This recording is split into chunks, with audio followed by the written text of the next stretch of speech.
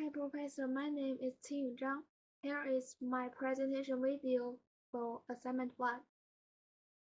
I will demonstrate an environmental monitoring system based on Raspberry Pi. First, let's take a look at the overall architecture of the system. The system consists of Raspberry Pi, Flask server, Sense hand simulator, and front-end web interface. The Raspberry Pi is responsible for collecting environmental data. The Flask server is used to handle data requests. The Sense head simulator simulates the functions of the actual Sense head board. And the front-end web interface is used to display environmental data in real time. The main functions of the system include real-time display of temperature and humidity data and triggering warning messages when environmental data is not normal. Now let's get started with the demo. First, we need to install the necessary Python dependencies on the Raspberry Pi. We use pipe to install Flask and the SenseHead emulator. Next, we need to start the Flask application. Make sure the server is running so that we can access the web interface through the browser. We can now access the web interface through a browser to view real-time environment data. And next, let's take a look at the structure of the code file.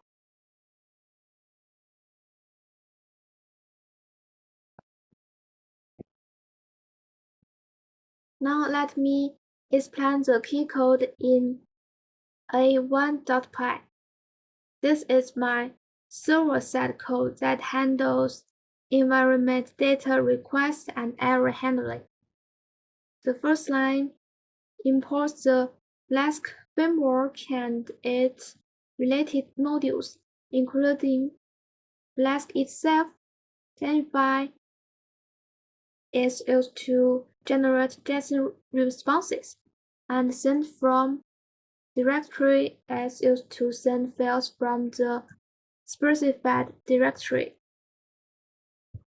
And this line imports the module of SenseHead simulator to simulate the actual SenseHead board function.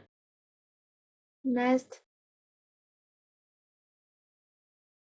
a route is defined using this decorator. When accessing the environment path, the following getEnvironment function will be executed. And this function defines the function that handles environment path requests. And next, I use the try except structure to catch exceptions that may occur.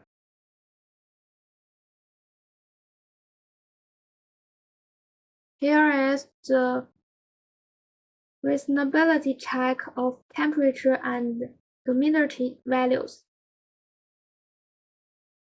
Determine whether the data is normal by judging whether the temperature and humidity are within a reasonable range.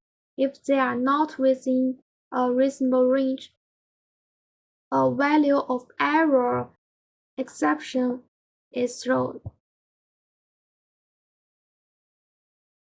And next, based on the current temperature and humidity values, determine whether warning information needs to be added to the corresponding warning list. And next, return the response of temperature, humidity, and warning information.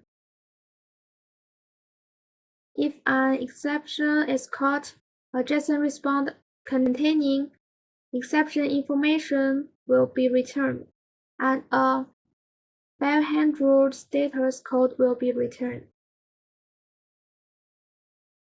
And next, this shows when accessing the root path, send a file named index.html from the current directory.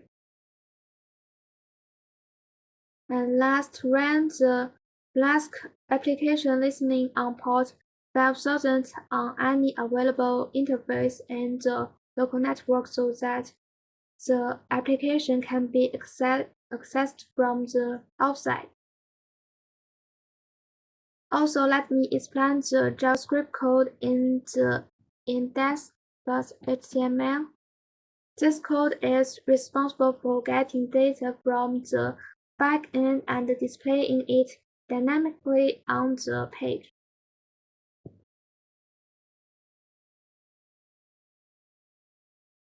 This function is used to update the environment data displayed on the web page. It accepts an object containing environment data as a parameter and displays that data on the web page. In this function, the HTML elements used to display temperature, humidity, and warnings are first obtained by ID, and then the contents of these elements are updated based on the incoming data. If there is a temperature warning, it is displayed in the warning area with a red text. If there is a humidity warning, it is displayed in the warning area with blue text. Next, this function is used to get environment data from the Flask server. It uses the fetch API to initial a request to the environment path and calls the update environment display function to update the web page content after successfully obtaining the data. If data getting false, an error will be logged and error information will be displayed in the temperature and humidity display areas. And next,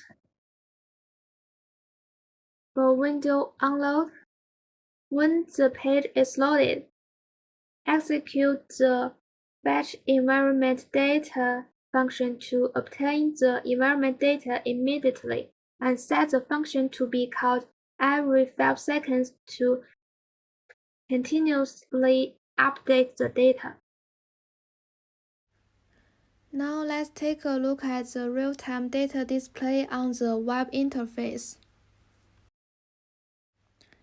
These are the codes, and then we run it.